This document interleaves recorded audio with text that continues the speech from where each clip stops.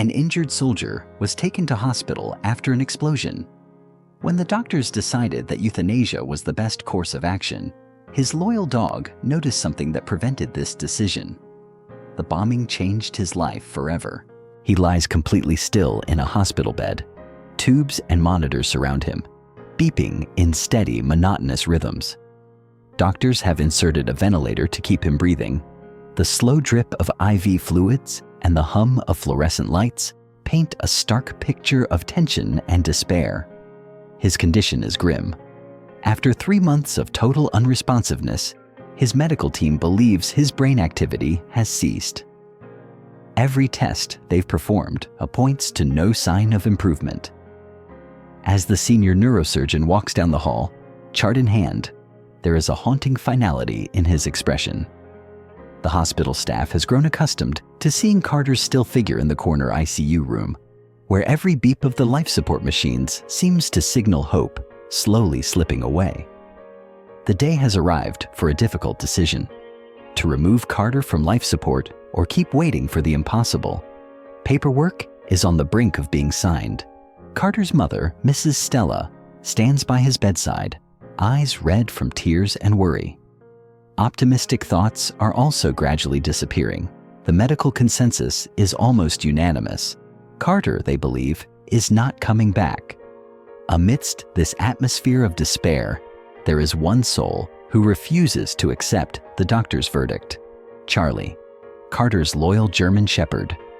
Tall and muscular, with intelligent eyes that glow with an almost human understanding, Charlie has been Carter's faithful companion for the past few years. Each day, Charlie's caretaker, sometimes a nurse or a kindly neighbor, brings him in to visit Carter. The moment Charlie enters the hospital corridor, he strains at his leash, whining to get closer to his friend. Nurses have fallen in love with this calm and determined dog. They see how he sits by Carter's bedside, ears perked, as though waiting for his master to simply open his eyes and greet him. Despite the doctor's conclusion that Carter is effectively brain dead, Charlie behaves as if his beloved owner is still right there, conscious in some hidden way. Even as the medical staff prepares to remove the machines, Charlie doesn't waver. His body language broadcasts an unwavering certainty. Carter is still in there somewhere, quietly fighting for life. Have you seen a dog as loyal as this?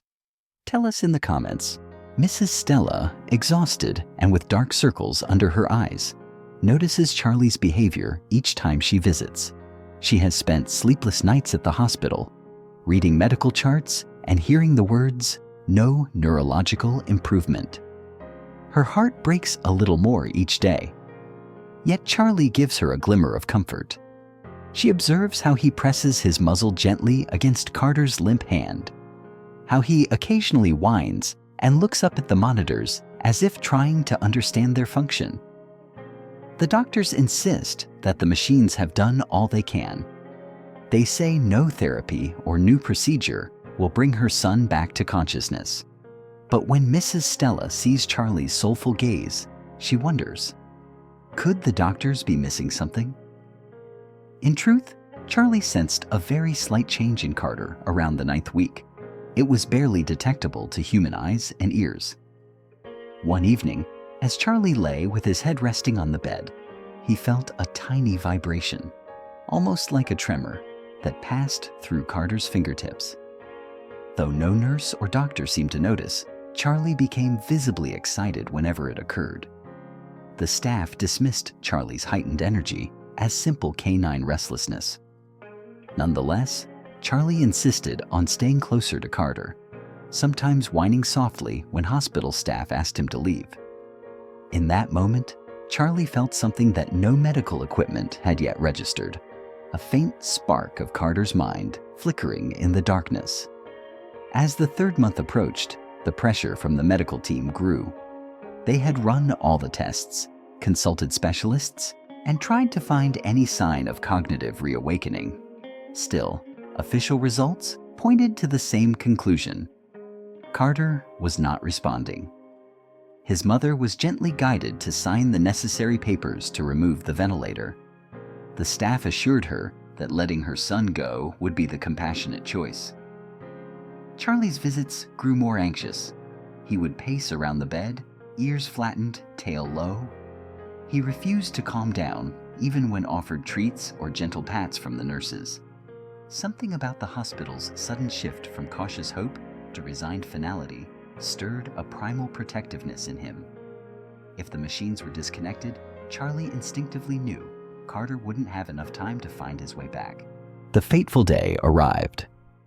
2 doctors, along with a nurse, entered Carter's room. Mrs. Stella stood in the corner, hands trembling, tears brimming in her eyes. Charlie, who had been lying quietly at Carter's feet, suddenly rose to attention. A slight snarl curled at the edge of his muzzle as he observed the doctors approach the ventilator controls. When one doctor placed his hand on the machine, Charlie let out a fierce, urgent bark that shattered the room's hush. Everyone froze. The nurse jumped, startled by the ferocity in Charlie's eyes. Mrs. Stella, momentarily forgetting her grief, tried to calm Charlie, but he placed himself between the doctors and the equipment, determined to protect Carter at any cost. Amid the confusion, the older of the 2 doctors, Dr. Reynolds, stepped back, holding up a hand to stop his younger colleague. Dr. Reynolds was a man with decades of experience, yet he had never seen a dog behave like this in an ICU. He recognized that Charlie was not acting out of mere fear or aggression. There was an intelligence and purpose in the dog's stance. "Wait," Dr. Reynolds said softly. The younger doctor looked at him incredulously. "Charlie has been calm for months," Dr. Reynolds continued. "Why is he suddenly blocking us now?" Mrs. Stella, tears streaking her cheeks, spoke up. "Charlie, he always seemed to sense something in Carter. Please, can we just check one more time before we do anything else?" In that loaded silence, Charlie hopped onto his hind legs and placed his front paws gently on the side of Carter's bed.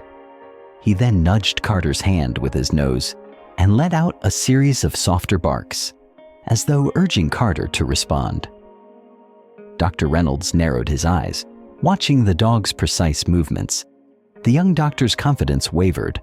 Confusion replaced the earlier certainty that this was a futile case. For a moment, the room fell silent again. Charlie stopped barking and stood perfectly still, every muscle tense. He gently licked the back of Carter's hand, then looked at the monitors as if waiting for a sign.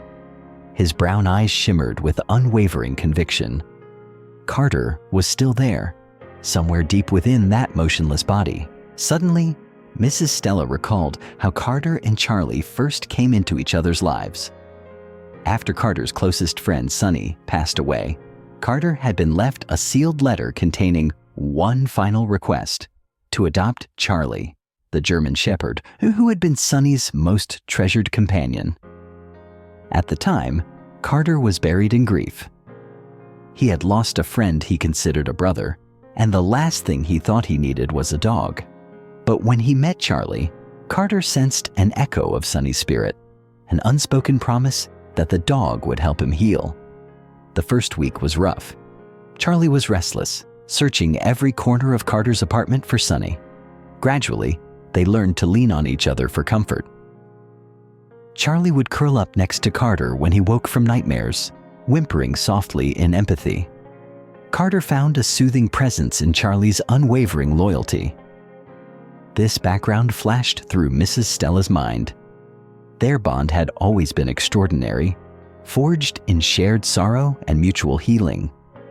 It made perfect sense to her that Charlie would be the one to sense Carter's faint spark of life now. Over time, Charlie helped Carter rediscover the simple joys of living.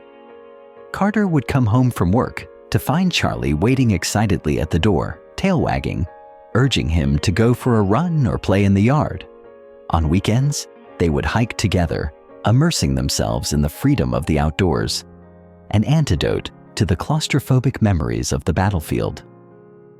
Slowly, Carter opened up about his experiences, talking to Charlie as though he were a trusted friend who could shoulder the weight of his stories. Charlie, in turn, responded with gentle nuzzles and quiet presence. In many ways, Charlie had guided Carter from a place of deep despair to a rekindled sense of purpose. Then, tragedy struck again. During an overseas humanitarian mission, a sudden bombing in a marketplace sent shockwaves through the area. Charlie, who had accompanied him under a special arrangement due to Carter's severe anxiety, was standing just a few feet away. The instant Carter realized what was happening, he ran to pull Charlie out of the market. Unfortunately, a bomb nearby exploded, and Carter took the full brunt of the attack. Debris rained down, and the world went dark. When soldiers and aid workers rushed to the scene, they found Carter unconscious, but breathing. Charlie was dazed, his ears ringing and coat covered in dust, whimpering at Carter's side. Both were evacuated to the nearest field hospital. Charlie's injuries, while not trivial, were less life-threatening. Carter's condition, however, was dire. Doctors discovered severe head trauma, and he was put into a medically induced coma to protect his brain from further damage. Weeks passed, stretching into months. When Carter failed to regain consciousness, hospital specialists in his home country recommended continuing the ventilator only until a final evaluation. That assessment led them to the conclusion that Carter's brain had stopped functioning. They placed a time limit on how long to keep him on life support, and that limit was rapidly approaching. Back to the present situation. As Dr. Reynolds watched Charlie bark furiously and stand guard over the machines, he made a quick decision. "Let's run one more test," he said. His younger colleague paused, exasperation etched on his face, but he respected the older doctor's instincts. They used a portable device to measure slight fluctuations in brainwaves. To everyone's astonishment, the readings showed a faint but definite spike. Mrs. Stella clutched the bed's railing, tears of relief welling up as Dr. Reynolds confirmed a flicker of activity. "It's extremely weak," he admitted, "but it's there." The younger doctor, who moments ago was set on removing life support, swallowed hard. He glanced at Charlie, who stared back at him with bright, unwavering eyes, as if to say, "I told you so." Moments later, a nurse noticed Carter's eyelids moving. It was barely perceptible, but it was enough to make the entire room gasp. Charlie immediately jumped onto the edge of the bed, careful not to disturb any wires, and pressed his nose against Carter's arm. A faint groan escaped Carter's lips, so soft it might have been imagined, but it sent the room into controlled chaos. Nurses called for additional support, and Dr. Reynolds quickly ordered a delay in removing the ventilator. The signs were small, but they confirmed that Carter was not ready to be pronounced beyond hope. Charlie stood vigil, refusing to leave Carter's side, as if reassuring him, "Hold on just a bit longer." The news spread quickly through the hospital corridors. Patients, staff, and visitors whispered about the dog who stopped the doctors and saved his owner's life. Dr. Reynolds, deeply moved, arranged special permissions so Charlie could remain in Carter's room indefinitely. The nurses even brought in a small bed for Charlie so he could stay comfortably near Carter during the nights. As the days passed, more extensive neurological tests revealed that Carter's brain function was gradually emerging from the darkness. While doctors were still cautious, they began using terms like remarkable and miraculous. It became clear that Charlie's intercession had prompted a life-altering reconsideration of Carter's fate. 3 weeks later, Carter finally opened his eyes fully. For the first minute, he seemed disoriented, blinking at the room's harsh lights and the array of monitors. Then Charlie let out an excited bark, scrambling closer to the bed. Carter's gaze found the familiar shape of his dog, and even through the fog of medication and trauma, he recognized Charlie. A weak but genuine smile tugged at Carter's lips. Though he couldn't speak yet, his throat raw from the ventilation tubes, he managed to lift a hand and brush it against Charlie's fur. That small gesture was enough to bring Mrs. Stella to tears. Nurses crowded the doorway, watching in awe as Carter and Charlie shared a moment so profound that words couldn't do it justice. Recovery was a long and arduous process. Carter had to relearn basic motor skills and undergo physical therapy to strengthen muscles weakened by months of inactivity. Charlie, allowed to roam the rehabilitation center, visited him daily with a wagging tail and encouraging eyes. Under Dr. Reynolds' watchful care, Carter made steady progress. When Carter was strong enough to walk on his own, he made a decision. He would leave the hustle and bustle of city life and move to a rural farm. He felt drawn to the idea of open fields, fresh air, and a quiet environment where he could continue healing at his own pace. Mrs. Stella supported the idea wholeheartedly. With the help of a small military pension and savings, Carter purchased a modest piece of land far from the city's noise. Life in the countryside brought a serenity that both Carter and Charlie craved. Early mornings were spent feeding chickens and goats, planting vegetables, and walking through dewy grass as the sun rose. Charlie embraced his new role as a farm dog, chase foxes into the farm, and herd smaller animals with gentleness. Whenever Carter felt the pangs of his past, the nightmares of explosions, Charlie was there, leaning against him, ever faithful and ready to remind him that the past did not define his future. Sitting on the porch of their country home one late afternoon, Carter watched Charlie doze happily in the warm sunlight. A fresh breeze carried the scent of hay and wildflowers. Nearby, Mrs. Stella tended to a small garden, humming quietly to herself, a sound of contentment and relief. Carter reflected on everything that had happened: the bombing, the coma, the near removal of life support, and Charlie's heroic refusal to give up on him. He realized that in many ways, Charlie had saved him twice. First, by helping him cope with grief after Sonny's death, and then again, by literally preventing the doctors from ending his life too soon. There was an unspoken bond between them, a shared sense of survival that transcended words. Though Carter vowed never again to put Charlie or himself in grave danger, he acknowledged that life was unpredictable. What he could control was the gratitude he carried forward, to cherish each moment, to greet each new day with hope, and to honor the gift of life that Charlie had fought so hard to preserve. No longer was Carter just a former soldier living on borrowed time. He had found a fresh purpose in caring for the animals on his farm, planting seeds that would grow under the same sun that rose on days of battle and heartbreak. His mother, seeing him thrive, found her own peace, relieved that the son she once almost lost was alive and healing. Charlie's unwavering loyalty had revealed a truth that Carter cherished. Sometimes, love and faith can grasp what sophisticated machines and expert opinions fail to see. That unwavering bond between a human and a dog can be powerful enough to bridge the gap between life and death. The story gives me faith in loyalty. Have you ever witnessed this wonderful thing? Please share your feelings with us and give us a like button. See you again.